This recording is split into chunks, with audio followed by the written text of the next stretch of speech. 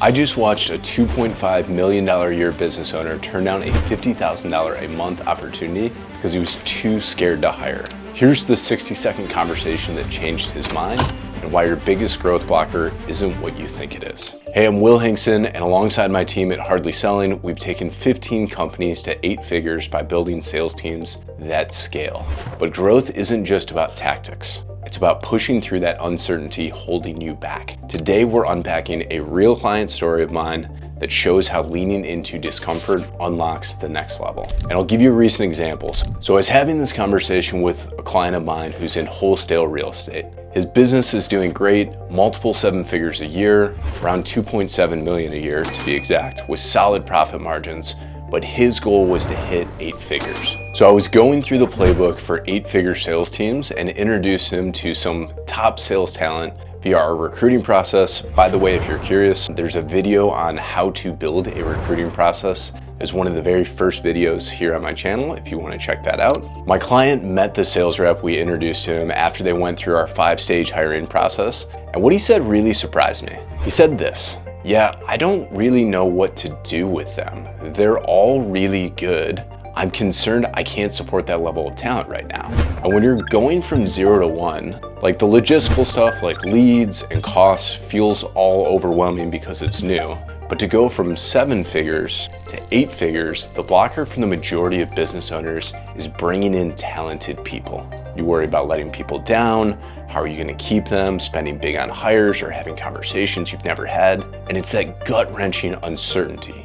Am I capable? Do I deserve this? What if I disappoint somebody? And so we talked about it.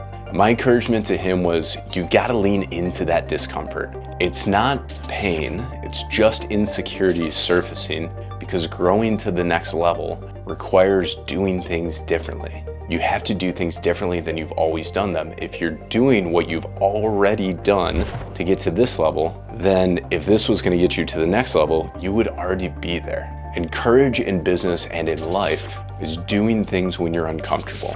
When there's fear, but you know you have to do something different, so you take action anyway.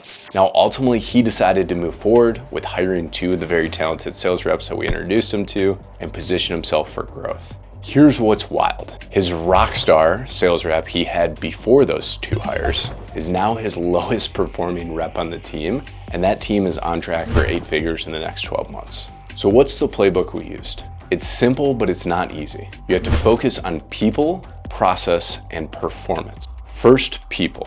You have to hire A players for your business, not A players for somebody else. And in our process, we used rigorous interviews asking things like, tell me about a time you pushed through uncertainty in a sales role plays, call reviews, and the biggest thing is we are filtering out reps to find the right rep for your team. They prove they are right through multiple stages to make sure they'll thrive in discomfort, not just when they get lay-down sales booked in on their calendar. The second step to an 8-figure sales team is process. You build scalable systems. You map your sales funnel end to end. Leads in, calls booked, closes won, how you're communicating at each stage to pull that sale forward.